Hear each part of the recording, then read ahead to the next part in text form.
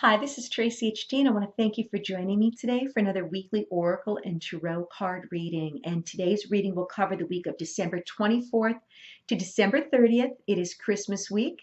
If you celebrate Hanukkah, Kwanzaa, Christmas, whatever your religion is, whatever holidays or seasons that you are celebrating right now, I wish you a safe and happy holiday to you and your families. And let's get started with the reading. Thought it was appropriate to use the Angels of Abundance. I always like the angel cards, especially around the holidays. This is a very beautiful deck by Doreen Virtue.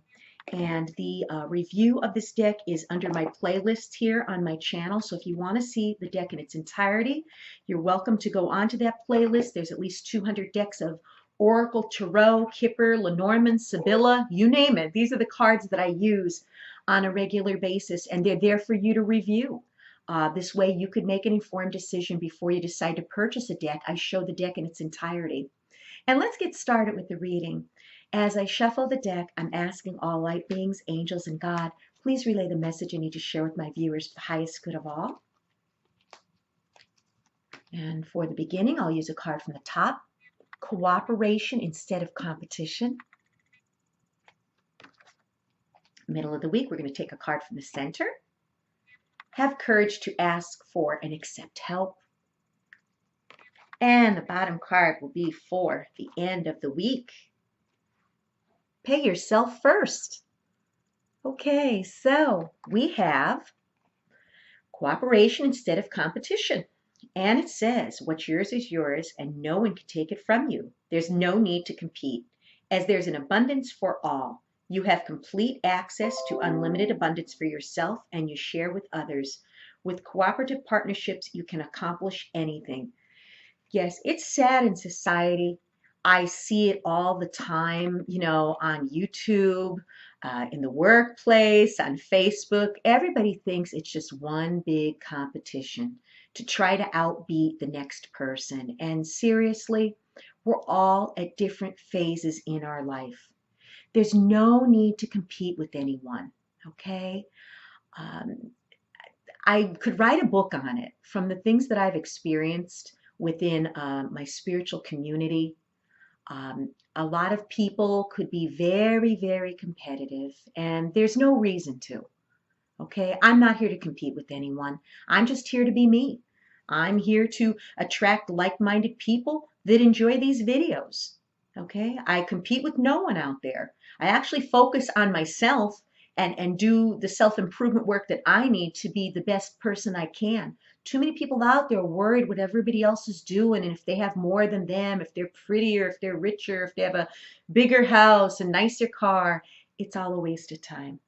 We get so much further when we cooperate because we all have different things that we can offer, especially in these groups, in these circles of friends. We all have something special to add to the experience. So this is telling me that, if you feel like someone's trying to compete with you, so be it. So be it this week. So you might run into some type of competition early in the week, especially in the workplace. Oh boy, I came from a place like that where it was literally people would backstab you. Okay, so that's them. And so here we are with the middle of the week. Have courage to ask for and accept help. Asking for help is a sign of strength, and accepting it as it is offered to you. Very often, when we ask God for help, prayers are answered through other people. Be sure to accept this assistance as well as give it to others as you are guided. So yes, ask for help. It doesn't mean you're weak. So many people have that misconception that if I ask for help, it means I'm inadequate and I'm insufficient and I can't take care of my own business. No, that's not true at all. We can't do it all ourselves. I was one of those people that felt like funny if I was asking for help that, like maybe that person didn't have time. I didn't want to impose on them. They have things that they need to do. They're probably too busy. But no, most of the time when I would ask someone for help, they would be flattered. And they would be happy that I actually came to them and trusted that they would be the person that would be able to provide me the best help, especially around the holidays now. It is so overwhelming. You may need to have people help you around the house, your children, your spouse. Maybe ask a friend for some help, family members for some help. You can't do it all on your own. When you try to do things all on your own, you risk burnout. And when you're exhausted, you're not going to be a benefit to anyone. You're not going to be able to care for anyone. So start delegating tasks and also ask the spiritual realm for help as well. Whenever I've done all I can do and something seems to not be working out for me and I really don't know where to turn, I surrender it to God. I give it to God and I go to sleep. That's one of my favorite sayings, give it to God and go to sleep. And you'd be surprised when the time is right, divine timing, divine order, a solution will present itself. But if you keep on driving yourself crazy and trying to force things to happen that might not be in divine timing, it's not going to work to your highest good. So ask your angels for help, ask God for help, accepting help, accept it when you need it. And then the last card is pay yourself first. How beautiful. And this card reads, make yourself your most important financial obligation by setting aside a portion of your income every time you're paid. This loving form of self-care ensures that you'll have savings to invest in your present and your future. So yes, setting money aside, saving for retirement, saving for a rainy day, saving so maybe you could buy yourself something special on one of those days where it's really rough and you could use some retail therapy. I'm not saying to go overboard, of course, in moderation. We all need to pay our bills. We all have living expenses. Got to make sure that our spending doesn't get out of control. But what this is saying is don't let yourself feel left out.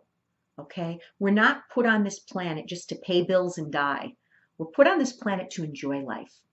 And when you set aside a little something for yourself and do what you think is right, okay? Saving for retirement could be very, very scary because you don't know how much you need. You don't know what's going to be enough. But just setting aside a little money here and there could really give you peace of mind. Or setting aside a little portion of your paycheck, to buy yourself something nice. It doesn't hurt to buy yourself something once in a while, even if it's a chocolate bar. Something to show that you care about yourself and that you're not neglecting yourself and that you're not just going through the motions of everyday life. I mean, we go through life like robots, go to work, come home, clean, cook, go to work, come home, clean, work. That's what my life was like. And it was drudgery. It wasn't enjoyable. It wasn't living. It was just existing. But you got to set the time aside for yourself. You got to do something for self-care. Maybe you want to go and get your nails done. Maybe you want to go and get your hair done. Maybe you want to buy yourself a new blouse. Making time for yourself, setting aside a little something that we've all worked so hard for is what this card is telling us to do. And it's a loving form of self-care. Invest in yourself. Spend a little on yourself and set aside a little into your savings for your future. So this way you can make retirement, a bit easier on yourself or a possibility. Very interesting card. So self-care is important. And if you've enjoyed this reading, please subscribe to my channel because I will be back.